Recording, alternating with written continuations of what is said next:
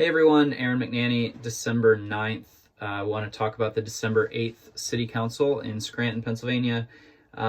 This was a very long City Council meeting, in part because of, or mainly because of the pre-meeting caucus that they had with Portnoy Law, which I'll get into in a second. This is also the meeting where my letter was read in reference to the $28,000 expenditure on website expenses. So got a little bit of an update on that, and then a couple of other things that were discussed throughout the meeting. So the first thing is the Portnoy Law Collections Agency. So this is a firm down in King of Prussia. They have been brought into the city to collect on upwards of $16 million worth of fees, garbage fees that citizens have failed to pay. This has been an ongoing issue in Scranton, and quite frankly, I'm not sure what the rub is. So essentially, the city charges, this is city, this isn't external or private. The city charges $300 a year for weekly garbage collection. This is City of Scranton DPW. They come through once a week, 7 o'clock in the morning here on a Thursday morning. So that's tomorrow morning. They're going to come by, and whatever I put out in the curb, they're going to show up and take it away. So if you do the math on that, it ends up being about $5.50 a week. In my opinion, that's very reasonable. I've said that before. The issue is there's a lot of people that there's been a precedent where it's been a little bit cheaper in the past. And so there's been people that have just decided to not pay. In fact, I was talking to a resident recently who was reflecting on advice he received as a new homeowner. He was given the advice, oh, don't pay that fee. They're never going to come after you for it. And I just think that that's crazy. It's a reasonable fee, $300 a year. It's for a service that is valuable, that's needed and appreciated by people. And so I just don't understand what the rub is there. Either way, the city's owed $16.8 million, I think it is. And we're a distressed city. We have need of that revenue. Right now, the budget proposed for 2021 shows us at a $4.5 million deficit. Imagine if we could collect on some of that accounts receivable and help offset some of those costs. I mean, come on, this is just simple. So we are contracting with Portnoy Law to come in as our collections agency / law firm. Again, there were 2 hours of deliberation, conversation with Portnoy Law and their associates.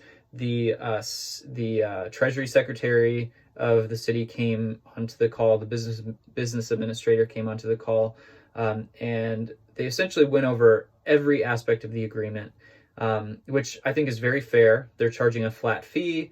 They are going to go through an amnesty period where if you owe, like, let's say you owe $600, during this period, if you pay that $600, no questions asked, no fees, just pay what you owe, because you owe it. The problem is, the real culprit here are the landlords, people that own dozens of properties throughout the city who owe $25,000, $30,000. And so they're the ones that are really going to be feeling it. But again, this is a debt that they owe. So it's going to be interesting to see how this goes down. The benefit is our city is trying to be fiscally responsible. This is a way for them to raise money. Who's paying these guys that are coming by the curb once a week? Someone's got to pay them. And so being able to bring in some of those dollars to offset that deficit is going to be great. That's going to go forward. The amnesty period is going to go forward. And I could speak more to that, but it's pretty standard. The only reason I give it 4.5 minutes at the beginning here is because it represents a sizable chunk of revenue, potential revenue for a city that needs that revenue, as we're trying to get ourselves out of the distressed city status and prepared for the next century. Okay, moving on. We did receive the new position descriptions from the mayor's administration. This was something that weeks ago they had submitted for 12 new positions for the city, for City Hall, and City Council was like, whoa, wait a second. Why do we need 12 new positions all of a sudden? You could check out the descriptions for yourself online if you'd like, but these are really standard. Chief of Staff, deputy superintendent of police, project manager, systems administrator, public safety technician, neighborhoods park and rec manager. These are positions that make a lot of sense. Could they cut corners here? Potentially, but we're talking about an administration that's trying to remarket the city, revitalize the city, bring in some new talent, and make our city attractive for not just retaining administrators and staffers, but creating an environment that is that people from outside the area want to move in to be involved in industry. So to me, this makes sense, especially if we're making efforts to recoup those revenues elsewhere, like through the garbage disposal collections piece. The next thing I want to talk about is the letter that I submitted. So this was last week that I submitted this. I posted the letter that I wrote on Facebook, and it got shared quite a bit. I was kind of surprised. It wasn't intended to be a big deal. I just wanted to bring up the fact that, hey, $28,000 in my industry, that's a pretty sizable digital investment. If you're purchasing a website or renovating a website, adding new functionality, whatever, that's a sizable investment. And looking at the City of Scranton's website, it's nothing special. It's beyond nothing special. It's actually deplorable. I mean, it's certainly not up to snuff for any of the websites that we build. It's not a modern website. I didn't want to cast blame on that aspect of it. The fact is, the city has to spend money on the website. Whatever ends up happening with the website, it's going to cost money. I was just concerned that they're claiming against COVID relief funds for this website, and their reasoning was that it's going to make it easier for citizens to be informed about COVID. So I submitted this letter and was like, hey, what's the give here? We have all these restaurants that are struggling to get by, and they got a measly $2,500 from a city relief package earlier in the year. That's like a drop in the bucket. Meanwhile, we're spending $28,000 on websites. Like, this doesn't make sense. So the answer was generally, quote, he makes a really good point, which I think is great. That was from Bill Gahan, very reasonable voice on the council.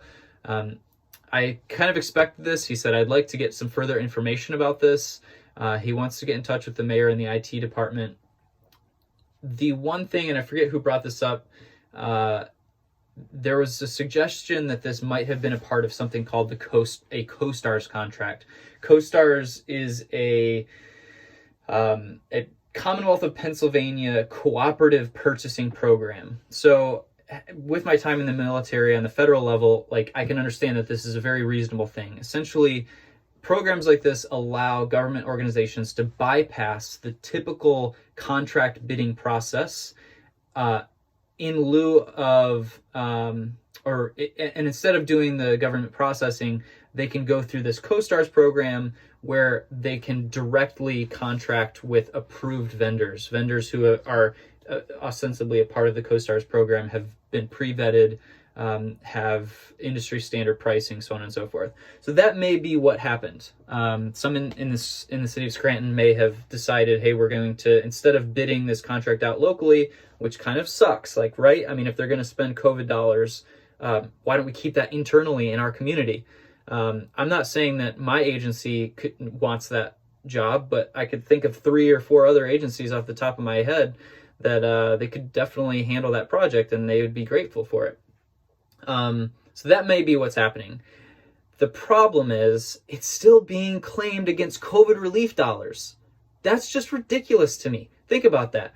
Dollars that the federal government, taxpayers, have paid, that the federal government has given back to Lackawanna County for the use of COVID relief, specifically PPE issues, anything that's COVID related. They're using it to build a new website. That just seems ridiculous to me. Again, considering the fact that we have all of these businesses that are struggling to get by, the city has so far given $250,000 to local businesses. That's 100 that's $100, $2,500 loans, rather grants that they gave out to small businesses in the city. $2,500 for a business that's doing a couple $1,000,000, that's very little. And those are the businesses that we need around. I mean, if you think about some of the larger restaurants in the area, Backyard Ale House, 16th Ward, Osaka, these are businesses that we need in the community. If they fail, they're going to significantly change the economic and small business landscape in downtown Scranton. It just doesn't make sense to me that we would spend $28,000 on a website out of COVID dollars that's intended for COVID when that money may keep someone's business open. So anyways, we'll find out what they come back to us with next week. Who knows? I mean, ultimately, a lot of this is out of our control, but as one of the council members mentioned last night, we need to hold the administration's feet to the fire. These are our dollars, and we want to make sure that they're administrating equitably and fairly, and in a way that is going to help us out long term.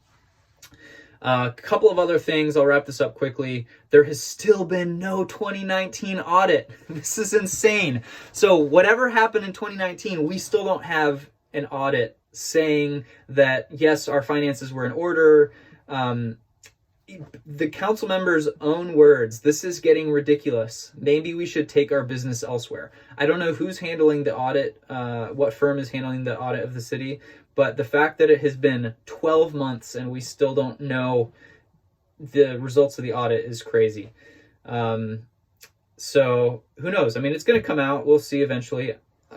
I'm not suggesting that there's anything wrong, but this is a matter of us being a mature professional city and carrying ourselves like a mid-sized East Coast city. Like, this is something that should not be a problem. Joe Biden Way has been designated on North Washington. Kind of interesting. I think it's cool that our city is that quick to move on something. Clearly that's probably by Joe Biden's old house, where he resided for the first 10 years of his life.